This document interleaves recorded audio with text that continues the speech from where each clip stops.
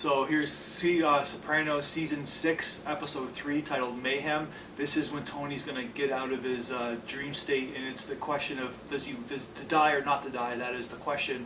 And if you go back to season 4, when Tony's in Miami, he has a dream where he basically goes to a house, like an old crickety house, and he sees his mom on the stairs, and he doesn't. And basically, his mom in the silhouette on the stairs, and basically he doesn't want to go up the stairs, and it's kind of a symbol of the afterlife, of death in his dream. And then so at the end of this episode, where Tony is basically at his like cusp of is he going to live or is he going to die, and of course Tony B is the gatekeeper and telling him to go in the same house that he was in season 4, and Tony's scared of that house, and basically if he enters the house, metaphorically speaking, he dies, and he will die from his coma. And if he chooses not to go in the house, he will get out of his coma and survive. And of course, this being a TV show, and this being only episode 3 of the last season, Tony will get out of his coma. And it's also so basically it's totally like leaving out of his coma after kind of a cool two thing arc. And then you got Silvio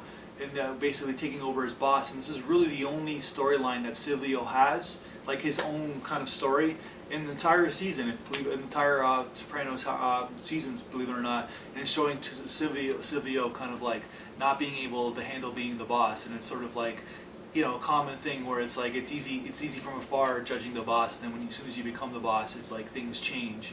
And Tony kind of like needing to come back, well, in a bad way for these guys, because they need kind of leadership. And it's a cool episode, and obviously these like all these spiritual elements in his dream state about what life is about, and the monks, and kind of like where he's at, and of course will lead into the next episode. That's my review for Mayhem.